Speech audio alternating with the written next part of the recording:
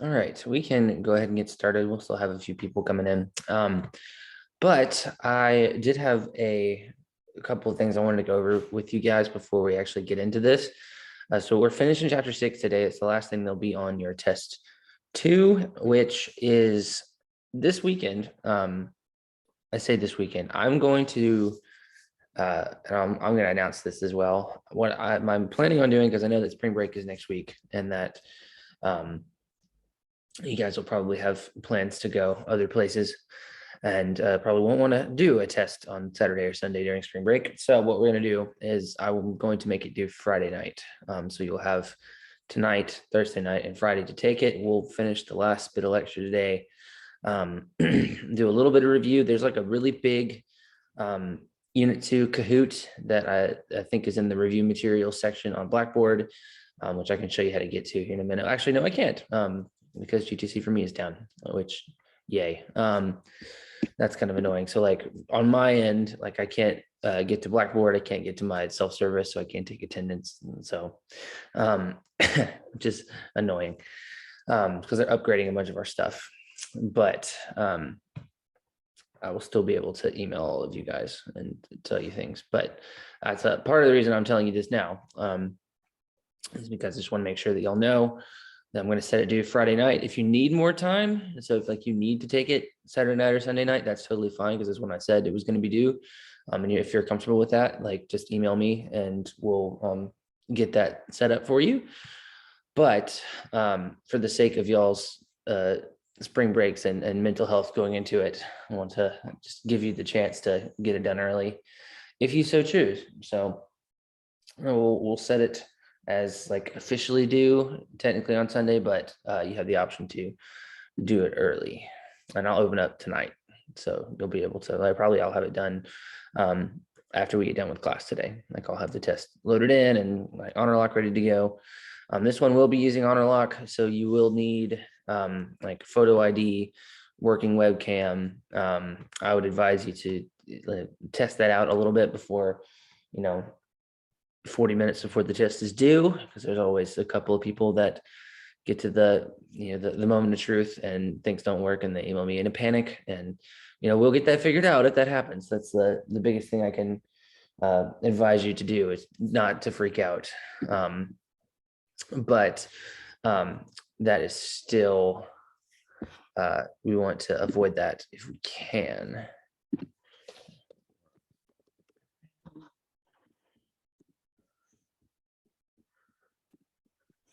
Is it open note? It is open note. Great question. Yes, it is. So you can, any written note that you have, you can use. The only thing I wouldn't allow you to use is you can't open like a separate URL, which is why we use HonorLock. Just so you're not like Googling things in the middle of the test. So we're hopefully going to just use things that you have written down. I would advise printing off PowerPoints, or if you've been taking written notes, so use those as well. Almost all of the lectures that we've done so far are up on our YouTube page. I'll get the rest of them up today. So if you want to go back and look at those, you can. There are a lot of resources available study-wise, and we have our lecture, we have crash course videos, which are in their own separate and special folder on Blackboard, which kind of goes over a lot of the stuff that we talk about in lecture. We have the books resources. They have a lot of like videos. Your learning curves are also, which will also be due this weekend, because they're always due at the same time as the tests. Those will be due Sunday as well. You can get them done early if you so choose. Learning curves are a good way to practice for the test. Your book has a bunch of like little videos and study resources for you to use as well. Kahoots are also really great. So those are public, so you can go in to either like our big class folder, which is on my Kahoot page, or I have links to a bunch of them already in your review material section on Blackboard. So some combination of all of those things should prepare you pretty well for this test. So as far as today goes, we're going to finish chapter 6. And I'm probably going to let you guys go pretty early just so you can have more time to study and If you want to like just go ahead and like take the test this afternoon, knock it out. I think that's a great idea. But um, what I would advise you to do is on your review materials on Blackboard, there's a unit 2. I called it a mega Kahoot. It's like 80 questions long, but it's basically just combining the Kahoot from chapter 5 and the Kahoot from chapter 6 into one. That would be a great idea. If you do that and get as much of the answers right as you can and take notes on the ones you get wrong, I think you will do just fine on this test. So as far as logistics of the test go, it is open note. If you have any written note on there, it's like 60 questions long, I want to say. They're all multiple choice. Trying to think what else. Those are the big So things. sorry, we wouldn't be able to pull up the PowerPoints during the test because they're online. Right. Yes, but you can Okay. print them off. Just because I know that kind of seems silly, but it's makes me feel better. And if we just like say no extra URLs open, just because we don't want to prevent the scenario where somebody's just like Googling the answer on the other page while the test is open. Oh, are we supposed to do anything if like I didn't finish one of the learning curves that was due last time? Because I tried to finish it late and then Yeah. it just like wouldn't record that I even did it. Yeah. So learning curves can be kind of finicky. It like literally can vary from person to person on how it accepts it and like whether it accepts it after the due date. Yeah, because I was So- trying to do it just like in I don't know, get it for late grade, but I finished it and then I went to it and it looked like I hadn't touched it. Yeah. So if you can email me, like if you complete it or if you're working on it, there's a couple of different things that we can do to like make up learning curve points. Cause sometimes, yeah, it just doesn't accept it after the due date. So I can either extend the due date, or what I've had people do in the past is write like a 1-page paper summarizing whatever it was, kind of like our assignments, which actually probably takes a lot less time than the learning curves do in a lot of cases. Okay. Yeah, that can be our workaround if need be. That goes for everybody. I'll send you an email. Okay, thank you. All right. Anything else? These are good questions. Good stuff to get squared away. No, nothing. Okay. All right, so let's go ahead. There are some more things that we need to talk about from this unit, namely the last part of memory. So let's see, we're gonna get all the way to 57. So we're gonna start.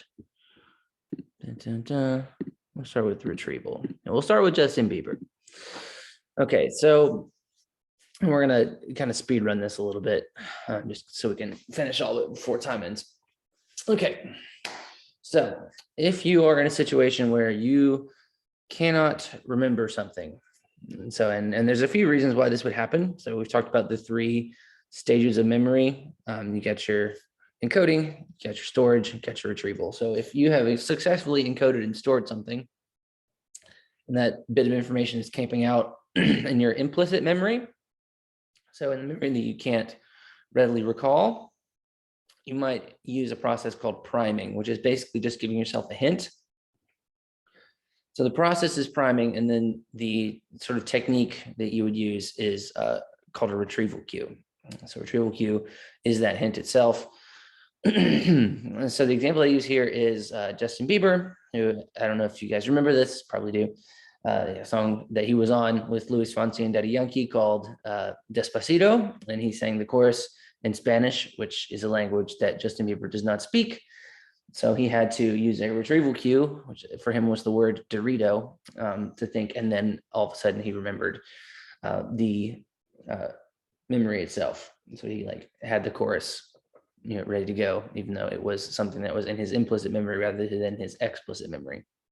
Because if it was explicit, he could just, sing the words because he spoke Spanish and knew them.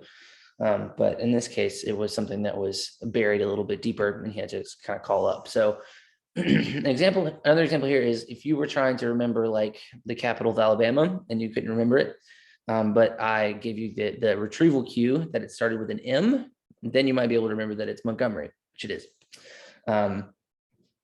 That is a good example because it's something that you've probably learned in school. It's buried deep down in your memory stores. but you may not be able to bring that up whenever you so choose. But if you're given a hint, you might be able to make that happen. So retrieval cue is the hint itself.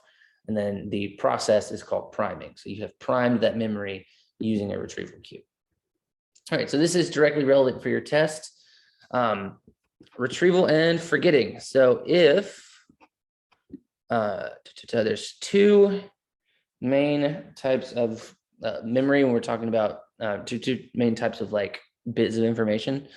So recall is basically remembering the entire answer. So if you're in like a multiple choice situation, that will be recognition, because you are seeing all of the answers out in front of you, and the answers themselves are serving as kind of a retrieval cue, because you're just picking out the right one from 4 or 5 or however many options you're given. And so that bit of memory in front of you might tie back into something that you've learned a long time ago. So you might, because you see the word represented, you might, remember when we talked about it in class, or when you saw it in a learning curve or something. Recall, on the other hand, is having to get the entire piece of information on its own. So if you're in an essay test, for instance, like a fill in the blank kind of thing, you are kind of given a hint by the words around it, but not nearly as much as recognition, where you're given the entire word. So recall, I'm having to remember the entire answer. Recognition, I'm having to recognize the answer from a series of possible answers. Which one is easier? Definitely recognition. So multiple choice tests, while I find them stressful a lot of the time, they are strictly speaking easier. Okay, so certain bits of information are easier to remember based on the order that they're presented to you in. So we have this thing called the serial position effect, where if I'm given a series of numbers or names or something, I'm more likely to remember the ones at the beginning and the ones at the end, and not so much the ones in the middle. So why does that happen? So we had Pi Day, I think that was 2 days ago, yeah. So a lot of people remember the first 3 or 4 digits of pi because those have been rehearsed the most. Okay, so when we think about pi, we don't think about the 2653589 and all that stuff. We usually think about 3.14 because that is Pi Day. That is kind of what we understand pi to be. So that's the primacy effect, because it comes at the beginning of the series. It gets rehearsed the most, and so all of a sudden that's the thing that we remember. But and this doesn't apply to pi because pi is endless. But there also similar effect happens at the end of a series. So things that we have rehearsed the most recently is we would call that the recency effect. So those two things are going to get remembered more readily, whereas the things in the middle are kind of going to be forgotten a lot more easily. Okay, talking about the encoding specificity principle. Talked about this a little bit last time. Context-dependent memory, we are a lot more likely to remember something when our current circumstances mirror those of the time that we encoded it. So you can see the study down here. Memories that were like information that was encoded in the water was more likely to be remembered in the water, whereas if it was encoded on land, it'd be more likely to be remembered on land, and vice versa. Because our memories are very good at sort of contextualizing what we learn based on when, where, and how we learned it. That also ties into our mood, our affect, or our state. So we are more likely to remember things that are congruent with our current mood. So that also goes with mood congruence there at the end. Remembering things easier when physiological and psychological conditions, mood and emotions, are similar at the time of encoding and retrieval. So I'm more likely to remember something that is happy. I'm feeling happy. And mood congruence, same kind of idea here, but in this case, I am very literally saying retrieval is easier when the content of a memory, so like the type of memory, the mood, is representative of how we feel right now. Okay. Okay, so we talked a little bit about the learning curve. Ebbinghaus, what this says is if I am given like a series of information and I have to recall it very early on, so like in the first couple of days, there's going to be a very steep drop off from how accurately I'm going to be able to recall that. So you can see that drop off from 100% correct, very Shortly after that bit of information is encoded, we get to like 2 days, and all of a sudden it's way down there. So like below 30%. So this is one of the reasons that it's important in like like a witness to a crime kind of situation, that you get that information as quickly as possible, because the longer it goes on without being encoded and without being described, it is going to be less and less accurate. But you can also see that it kind of tapers off after a while. So it doesn't keep getting that much worse. At a certain point, it just kind of gets to this resting state of not correctness. This graph is called the forgetting curve, and that ties in with Ebbinghaus. So like on a test, I would say, who came up with the forgetting curve? And you tell me Hermann Ebbinghaus. Nice German boy. Okay. All right. So this is one of the more easily confused things we're going to talk about. So proactive interference is interfering with things that I'm learning right now. So proactively. And then retroactive interference, anytime you see that word retro, we're talking about things in the past.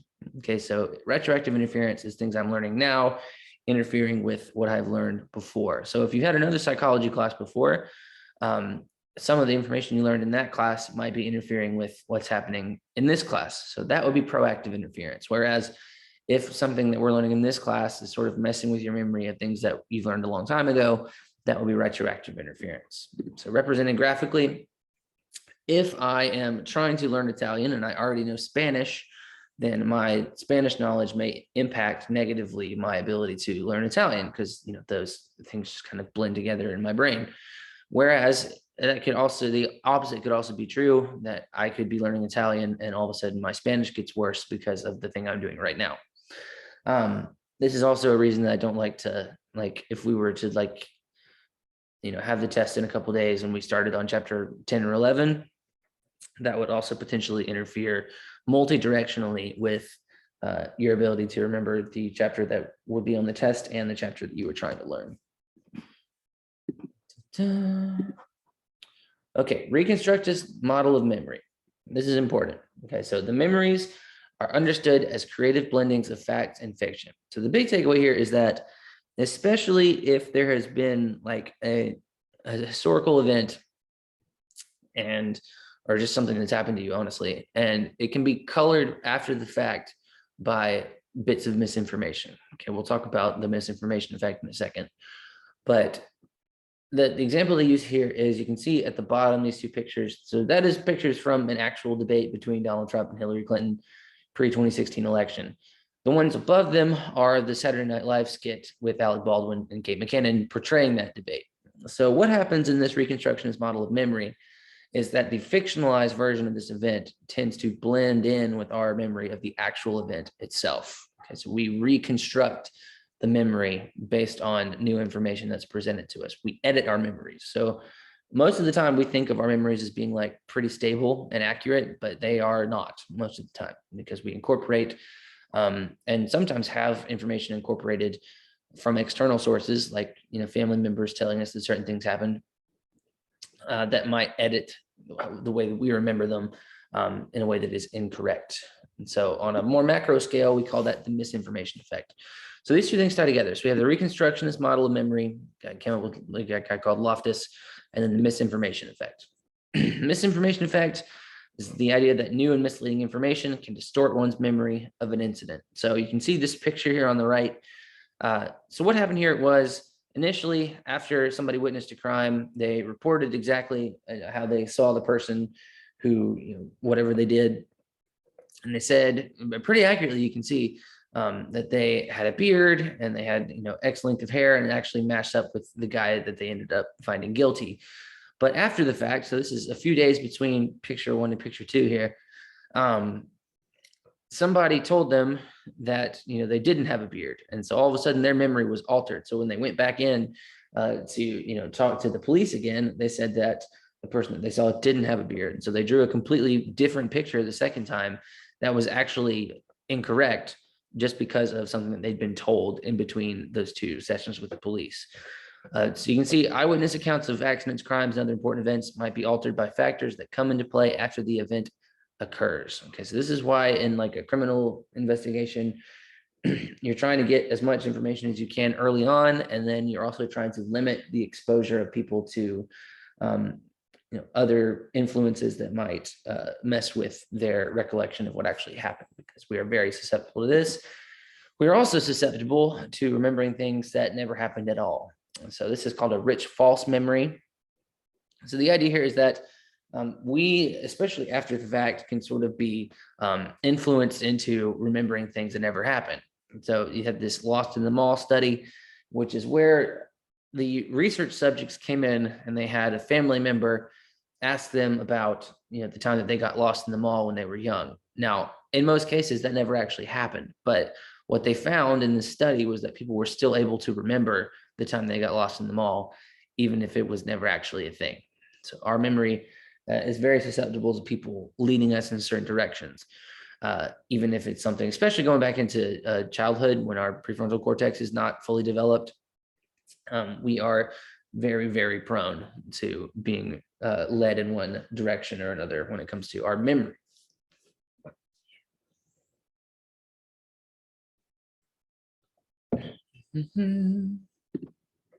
Okay.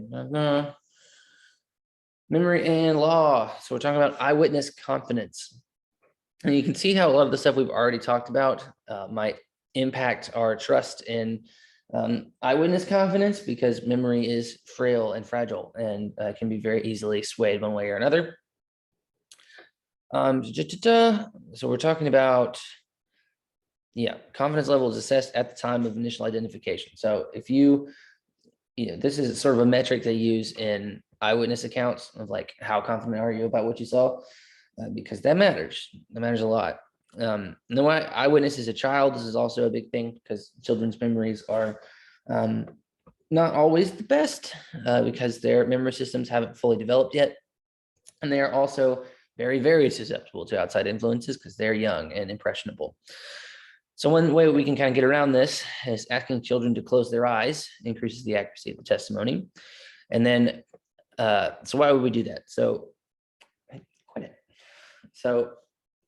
we're going to talk in chapter 11 about this experiment called the Milgram experiment, but we are, especially when we're young, are very susceptible to intimidation and the physical proximity of someone that we perceive to be in a position of power over us can make us act in a very different way. So you can also see down here, presence of a person in uniform puts added pressure on child eyewitnesses, resulting in more guessing and an accurate recall, because they're, afraid, because they are sort of feel, like it says here, being pressured to act in a certain way.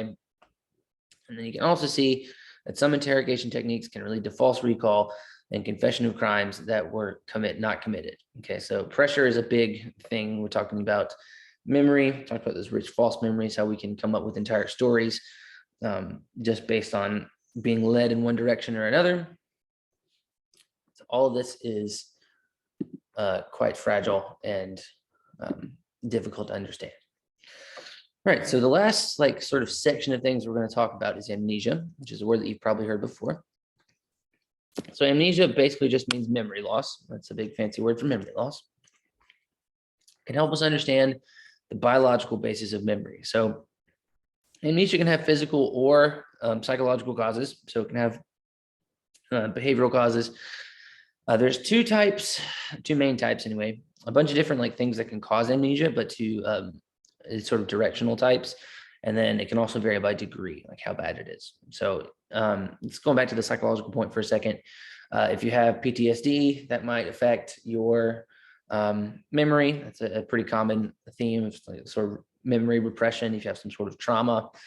Or you can have, if you get a really bad concussion, or if you're in a car wreck, and if you have a stroke, things like that. All those things can lead to amnesia. Anterograde amnesia, which we talked about with Clive Waring a little bit in this unit already, that is the inability to create new memories, so losing new memories. And then retrograde amnesia, like I've said before, anytime you see that word retro, that is going to mean before. That is lost memory of things that have happened in the past. And that's sort of the one that you hear about the most. Okay. So you can kind of see this represented graphically here. Brain structures. Okay, so I'm probably only gonna ask you about a couple of these, but I'll go ahead and lay them out for you. So gosh, this writing is tiny. And I don't have my contacts in. So the prefrontal cortex, working memory is essential for retrieval. Okay, so this is one of the reasons I asked you guys about like your earliest memories on our discussion question. So one of the reasons that we don't remember things from when we were kids as much is because our prefrontal cortex is not developed as much. Okay, so we're unable to retrieve a lot of the information that happened when we were small. It's still down there. Like we still have memories of things that happened when we were like, 4 or 5, but it's a lot more difficult for us to call up when we want it. So that's the prefrontal cortex, working memory. So we talked about that's like your short-term memory, but sort of the more developed model of it. So that's like your central executive, episodic buffer, all that stuff. Cerebral cortex, just kind of that's all this stuff. Amygdala, we're talking about emotions. So going back to our discussion about like state dependent memory, context dependent memory, mood congruence, all that stuff has to do with your feelings and your affect in the moment. So your amygdala governs all of that. Anytime you see amygdala, think emotion. Your hippocampus is going to work specifically with your explicit memory formation. So that is your semantic memory, so your memory of facts, and then also your episodic memory, so things that have actually happened to you. Your hippocampus is going to govern that. So going back to Clive Wearing, so he had significant damage from that viral encephalitis infection to his hippocampus, which is one of the reasons that he can't form new memories. Your cerebellum, so we are, that balance between implicit and explicit memory. Your cerebellum is the implicit half of that.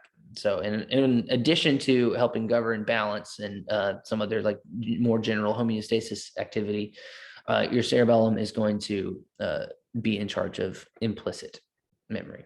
And you can see all the other like cortices in the brain, but they're mostly just talking about like which like senses they go with. And so like auditory cortex goes with your ears and your sense of hearing. Visual cortex back here in the occipital lobe, that is your visual information processing and memory. And your temporal lobe is spatial memory. So how do we figure all this out? A lot of it came from this guy, HM. So we talked way early on in the semester about ablation, which is basically a process of elimination, figuring out which part of the brain does what. That's exactly what we did with this guy's brain, cut his brain into like thousands of slices to figure out what went where. And we started doing this because he had epilepsy, and they're trying to treat that epilepsy by removing certain parts of the brain, which was effective, but they also resulted in his loss of memory formation, so anterograde amnesia, and a little bit of retrograde amnesia, because you can have both, and that's obviously not ideal, but it's possible. He did maintain his implicit memory, though, so he was able to remember how to do things and stuff like that. Okay. Almost there. Got about 10 minutes left. All right. So this is directly correlated to your discussion question from this past weekend. So the hippocampus plays a central role in laying down new memories. So hippocampus is explicit long-term memories. So why do we not remember things as well when we're kids? Okay. Largely because our prefrontal cortex takes a while to develop. Okay, so we start with the more basic structures of our brain, so like amygdala, cerebellum, hindbrain, pons, all that kind of stuff starts first, and then that frontal cortex and then the prefrontal cortex is one of the last things to like really round into shape. So that is why we can't remember things from when we were like babies, and then even into like being a toddler and young elementary school age kid. So I challenged you guys to like think of your earliest memory and have the research finding explain this. Well, like I said, we looked at how prefrontal cortices develop and how that correlates to explicit memory formation. It turns out pretty strongly. And we have this idea of long-term potentiation. So this is increased efficiency, neural communication over time, resulting in learning and formation of memories. So this is basically just how we learn how to do things better over time and significant exposure to them. If you are a basketball player, you know that the first time you shot a basketball, does not look like the 1,000th time you shot a basketball, and that doesn't look like the 10,000th time you shot a basketball, because as you continue to do things, as you continue to enhance those neural connections, that movement pattern improves. And so it also works with our memories. So if you think about this like if you are walking through a field and there's no path through the field yet, but if you continue walking in the same direction over days, weeks, months, and even years, all of a sudden that path gets well worn, and you can even like add new parts to the path and make the path more ornate and complicated. And that's exactly what happens with your nerves. Okay, so how do we figure this out? Because we looked at these sea slugs. It learns to retract its gills in response to being squirted with water, because the more times it got squirted with water, it sort of conditioned this response. It learned how to do it by long-term potentiation and improving at this activity until it can do it more efficiently. You good? Okay, thank you. Okay, so now we're into the kind of sad stuff.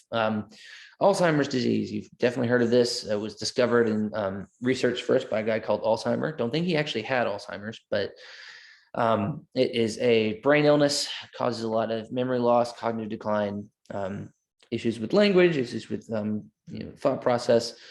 The main physical features of it are these neurofibrillary tangles. Have you ever gotten like your headphones tangled up? It's basically exactly what's happening there, just with nerve fibers in your brain. And then amyloid plaques. So this plaque that develops on your actual neural connections. The question is, where does it come from? We don't fully know yet. So genetics are definitely a part of it. If a family member has Alzheimer's, you're more likely to have Alzheimer's.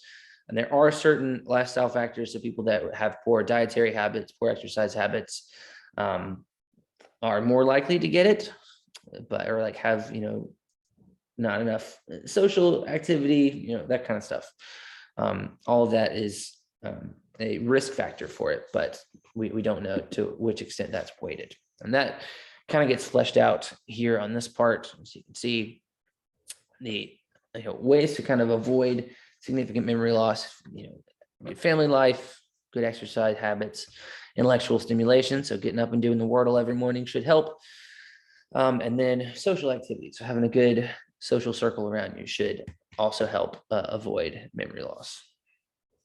It's a good chart to, probably won't ask you about any of this, but it would be good to familiarize yourself with, and would be like potentially a good paper topic. All right, last thing. So we're going to talk about CTE for a second. So if you're an NFL fan or a college football fan, you've probably heard of this. It is a neurodegenerative disease, leads to atypical deposits of this protein called tau throughout various regions in the brain as a result of repeated mild traumatic brain injury. So basically just ramming your head into something repeatedly. Symptoms: significant memory issues, impulsivity, aggression, insomnia, problems with speech, and depression. And the two main issues is that this can appear, it doesn't, it's not like you get a concussion and all of a sudden you have huge, CTE level symptoms.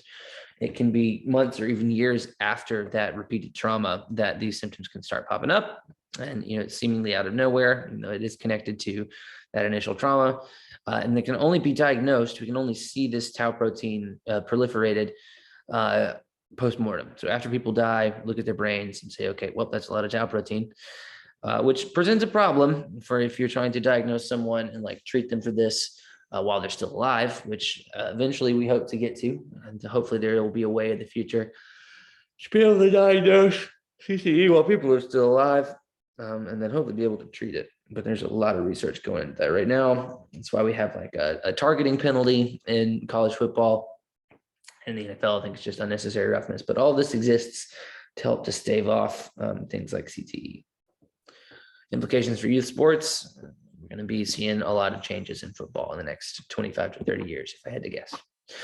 And you can see from stage 1 to stage 4 of this condition how much that cortex deteriorates. Stage 4, that is not healthy brain tissue. That is definitely brain cortex that has shriveled up a good bit. And you see that tau protein is just kind of broken it down to being almost unrecognizable. You can see all the different regions in the brain that this affects as that tau protein spreads and as that cortex continues to sort of wilt. Okay, so that's chapter 6. So we are going to, we have like 3 minutes left. So I will sit here for a minute and take some questions if you guys have them. If you need to hop off and go somewhere else, go ahead. Because like I said, we're going to end after this first one today. So you guys can have some more time to study. I would suggest going and taking that Kahoot. That should be in your review materials folder on Blackboard, if you can use Blackboard. I can't because they just sent out a big email about intermittent Blackboard issues. I'm like, hey, yep, me. But yeah, the floor is open for questions if you have them.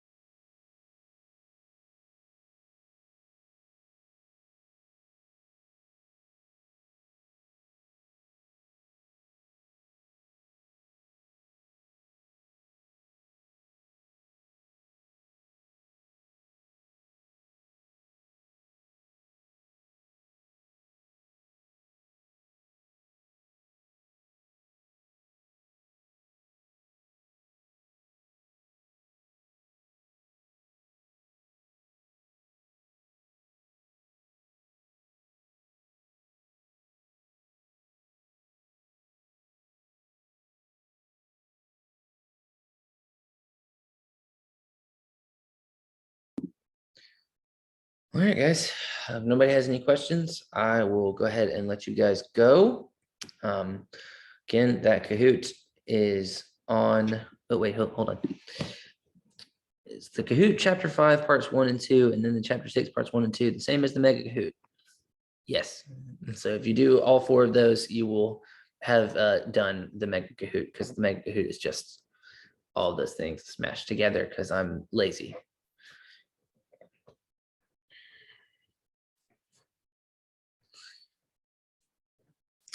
All right, anybody else?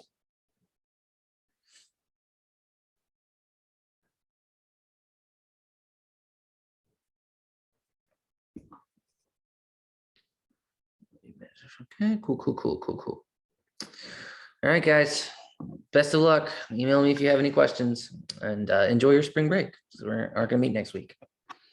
Peace.